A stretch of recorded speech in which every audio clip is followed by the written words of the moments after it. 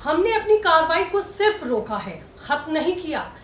और हम नजर बनाए हुए हैं पाकिस्तान के रवैये पर। ये साफ कहना था कल देश के नाम संबोधन में प्रधानमंत्री नरेंद्र मोदी का, जिसका सभी देशवासी इंतजार कर रहे थे कि आखिरकार जंग है भी या नहीं, ये किस तरह के हालात हैं, हमने सीज फायर के लिए यस क्यों बोला या सीज फायर पर हमने सहमति क्यों भरी। ये तमाम ऐसे सवाल थे जो कल बहुत हद तक प्रधानमंत्री के देश के नाम इस संबोधन में साफ हुए। दो बातें इसमें बहुत गौर करने वाली थी। पहली बात ये गौर करने वाली है कि वाकई में क्या हम युद्ध की स्थिति में थे, तो ये आप समझ लीजिए हाँ, हम युद्ध की ही स्थिति में थे। और दूसरी बात, क्या हमने सीज फायर किया? नहीं। सीज फायर शब्द का इस्तेमाल प्रधानमंत्री या तमाम सरकारी अमले की तरफ से या फिर अधिकारियों की तरफ से नहीं किया गया है। शब्द का इस्तेमाल अमेरिका ने किया था।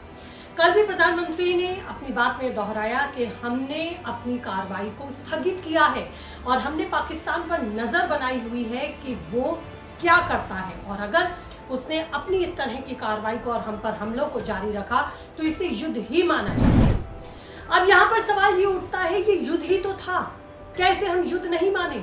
ये युद्ध ही था।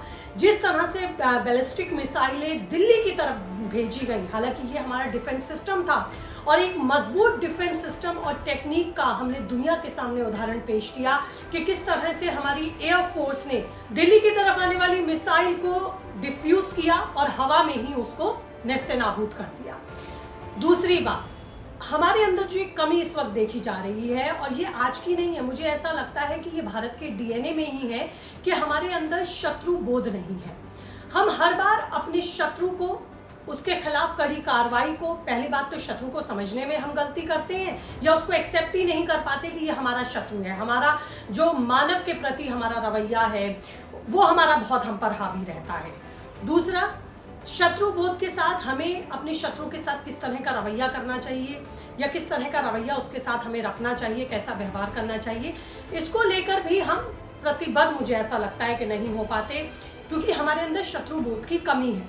हम किसी को अपना शत्रु ही नहीं समझते। और अगर मैं आज़ादी से पहले जाऊँ पर, जी हाँ, अगर मैं बात करूँ पृथ्वीराज चौहान की, मोहम्मद गौरी से उन्होंने 17 बार युद्ध जीतने की स्थिति में उसे माफ कर दिया। अंत में क्या हुआ? मोहम्मद गौरी ने ही बाद में पृथ्वीराज चौहान को मार दिया। उसके बाद अगर मैं याद करूं यहाँ पर 1946, 1947, 1965, 1971, ये तमाम परिस्थितियां जो पाकिस्तान के साथ बनी, उसमें हमने हर बार पाकिस्तान को माफ किया और जाने दिया और अगली बार के लिए अपने रास्ते खोल दिए। आज भी कुछ इसी तरह के हालात हैं जब हम बिल्कुल, जिसे कहना चाहिए, युद्ध जीतने की हम स्थिति में हैं, उसके बावजूद हमने युद्ध विराम यानी कि सीज फायर का समर्थन किया और उसके लिए हम तैयार हो गए। क्यों हो गए? ये एक बहुत बड़ा सवाल है। तो क्या हर बार हम अपने ऊपर हो रहे हमलों का इंतजार करेंगे पाकिस्तान को जवाब देने के लिए? हालांकि प्रधानमंत्री ने साफ कहा कि दहशतगर्दों का सफाया होगा, बल्कि जो लोग उन्हें पाल रहे हैं उनका भी परमानेंट इलाज करने की बात प्रधानमंत्री ने की। लेकिन पाकिस्तान सुधरने का नाम नहीं ले रहा।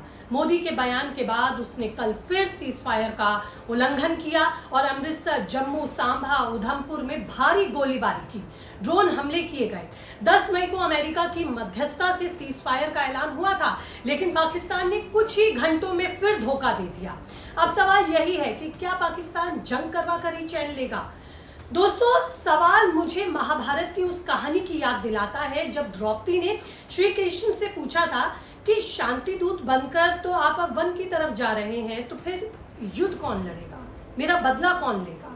कृष्ण ने जवाब दिया था, दुर्योधन पर भरोसा रखो, वो युद्ध करवाकर ही रहेगा।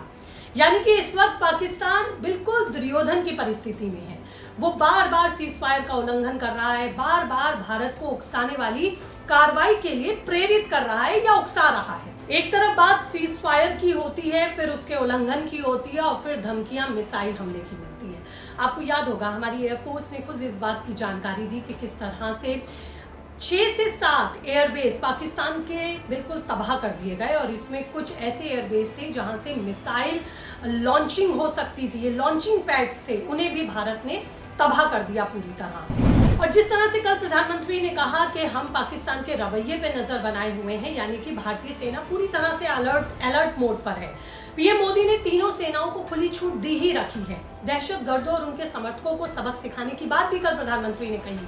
उन्होंने साफ तौर पर कहा कि आतंकवाद और आतंकवाद को बढ़ावा देने वालों के लिए एक ही पैटर्न रहेगा हमारा, एक जैसी ही उनके खिलाफ कार्रवाई हम करेंगे। यानी कि प्रधानमंत्री का ये संदेश सेना को और ज्यादा एक्टिव रहने का एक नया आदेश देता है। सेना ने जम्मू कश्मीर और पंजाब में एलओसी और अंतर्राष्ट्रीय सीमा पर अपनी तैनाती भी बढ़ा दी है। S-400 डिफेंस सिस्टम, ड्रोन रोधी तकनीक और फाइटर जेट्स हमेशा तैयार हैं। मतलब अगर पाकिस्तान ने फिर कोई गलती की तो इस बार उसे तगड़ा जवाब दिया जाएगा, और वो गलती पाकिस्तान बार बार कर रहा है। मोदी ने भी कल साफ किया कि कोई हमें परमाणु ब्लैकमेल से डरा नहीं सकता। परमाणु शक्ति हो लेकिन भारत को सैन्य और कूटनीतिक ताकत के सामने वो भी टिक नहीं सकती। मतलब साफ है, पाकिस्तान की एक और गलती और फिर ऐसा सबक सिखाने का मौका कि वो जिंदगी भर नहीं भूल पाएगा। पाकिस्तान को ये लग रहा है कि चीन उसके साथ है, बाकी मुस्लिम देश उसके साथ है, तो भारत को वो धमका लेगा, लेकिन ऐसा नहीं है। 1971 में जो कुछ हुआ उसको भले ही पाकिस्तान भूल गया हो, मगर भारत की सेना तब से लेकर आज तक ज्यादा ताकतवर हो चुकी है। मतलब पाकिस्तान अगर कुछ भी सोचता है कि भारत को नुकसान पहुंचाएगा तो वो खुद अपने आप को चोट पहुंचाने यानी कि कुल्हाड़ी पर पैर मारने वाली हरकत कर रहा है। कल प्रधानमंत्री ने भी साफ किया कि टेरर और टॉक एक साथ नहीं चलेगी, खून और पानी एक साथ नहीं बहेगा, और अगर अब इस तरह की कोई भी हरकत पाकिस्तान की तरफ से हुई तो उसे टेरर अटैक ही माना जाएगा। और ये टेरर अटैक हम ये समझ सकते हैं जिस तरह से लगातार पाकिस्तान सीज फायर के बावजूद भी हमले कर रहा है, रुक नहीं रहा है। और कल इसी वजह से प्रधानमंत्री का जब भाषण खत्म हुआ, उनका संबोधन खत्म हुआ, उसके बाद जम्मू में, अमृतसर में कुछ इलाकों में फायरिंग देखी गई, ड्रोन हमले देखे गए, जिसकी वजह से अमृतसर लैंड होने वाली एक फ्लाइट को दिल्ली लैंड कराना पड़ा। तो अब सवाल यही है कि अब हम किस दिशा में बढ़ रहे हैं। क्या हम अपने शत्रुबोध को समझ पाएंगे, अपने शत्रु को समझ पाएंगे? वो कार्रवाई जो हमारी पाकिस्तान के खिलाफ अब तक हो रही थी उसे हम जारी रखेंगे? क्या अब ये वक्त आ गया है, जिस तरह से लगातार पाकिस्तान हमें उकसा रहा है, कि अब युद्ध की घोषणा करके उसे सबक सिखाया जाए, या फिर एक और हमले का इंतजार किया जाए? प्रधानमंत्री की छवि जिस तरह की रही है, उन्हें हमेशा ये कार्रवाई वाला प्रधानमंत्री माना गया है, तो क्या अब ये उनकी चुप्पी या उनका धैर्य क्या जवाब देगा? पाकिस्तान जिस तरह से बाज नहीं आ रहा है तो क्या माना जाए, अब की बार उसे पूर्णतः सबक सिखाया जाएगा, युद्ध की घोषणा की जाएगी, और जिस तरह से बार बार उकसाने वाली कार्रवाई पाकिस्तान की तरफ से हो रही है, क्या इसे युद्ध घोषित कर दिया जाए और पाकिस्तान को एक बड़ा मैसेज देते हुए इस बार सीख सिखा दी जाए, सबक सिखा दिया जाए? आपकी क्या राय है, कीजिए कमेंट।